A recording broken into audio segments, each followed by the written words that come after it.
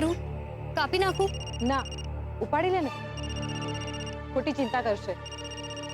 રૂપેશ જીજુ, એક કામ કરો ને, તમે જ વાત કરી લો ને. હા. हेलो किंजल। પપ્પાજી, હું રૂપેશ બોલું છું. રૂપેશ કુમાર, જો તમે સેજલ અને કિંજલ લઈને હમણાં ઘરે આવી જાઓ. તમારે આંબેડકર નગર જવાની જરૂર નથી. પપ્પાજી, અમે લોકો ઓલરેડી આંબેડકર નગર પહોંચી ગયા છે અને ઇન્સ્પેક્ટર રાણા પણ અહીં છે. એ જે હોય એ પોલીસનો માથાનો દુખાવો છે. એમને નિત્યાને છોડાવી હોય તો છોડાવે, સુશાંતને પકડવો તો પકડે, પણ મને કિંજલ અને સેજલ બંને ઘરમાં જોઈએ. સમજાયું? હલો હલો પપ્પાજી, ફોન કાપી નાખ્યો. બહુ ગુસ્સામાં હતા. મને લાગે છે કે આપણે ઘરે પાછા જવું જોઈએ.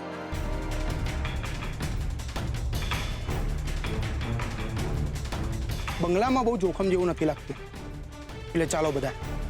પણ હા, બધા મારી પાછળ રહેજો, અંદર જતી વખતે પણ અને બહાર નીકળતી વખતે પણ. ઠીક છે? ઓકે.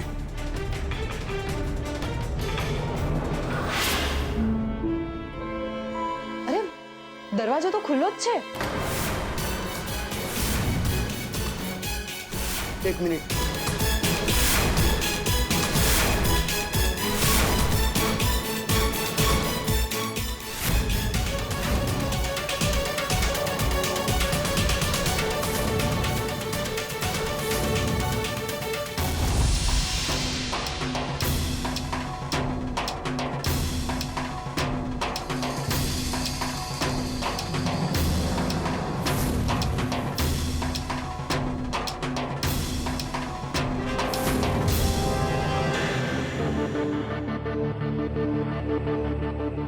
લાગે છે ભાગી ગયા છે, બાકી ઘર જોઈને લાગતું નથી કે અહીંયા કોઈ રહેતું હોય. હા, એવું કેવી રીતે બની શકે ઇન્સ્પેક્ટર રાણા? નિત્યાએ મને આ જ ઘરનું એડ્રેસ આપ્યું હતું અને જ્યારે હું ફોનમાં વાત કરી રહી હતી ત્યારે મેં સાંભળ્યું હતું નિત્યાને સુશાંત કોઈ ઘરમાં જ મારી રહ્યો હતો. સેજલ પણ મારી સાથે હતી, હે ને? હા, પણ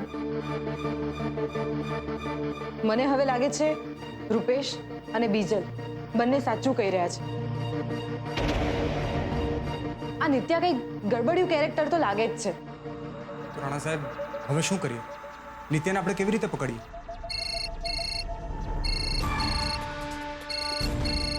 એક મિનિટ. હેલો, હા રાઠોડ, બોલ. શું? સાચે? ઠીક છે. શું થયું રાણા સાહેબ? નિત્યાને કોઈ ખબર મળ્યા?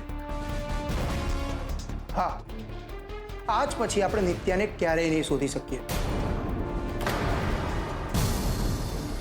એટલે સુશાંતે નિત્યાને? ના,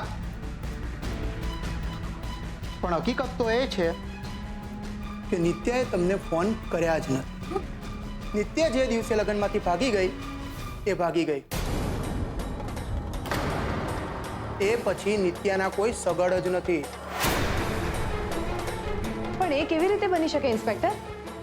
અમે બધાએ એનો અવાજ સાંભળ્યો છે અને પપ્પાએ પણ એની સાથે વાત કરી.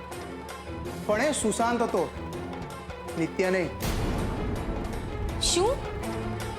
સુશાંત હતો? કેવી રીતે?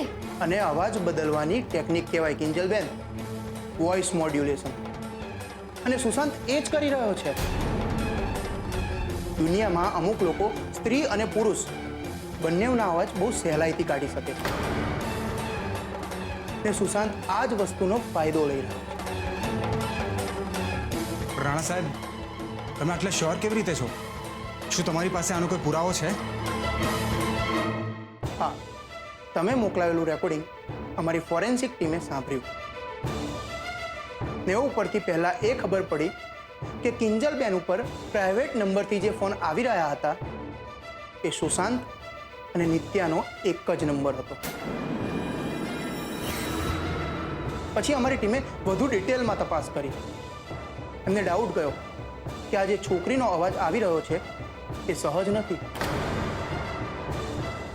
ત્યારે પકડાયું કે આ વોઇસ મોડ્યુલેશનનો કેસ છે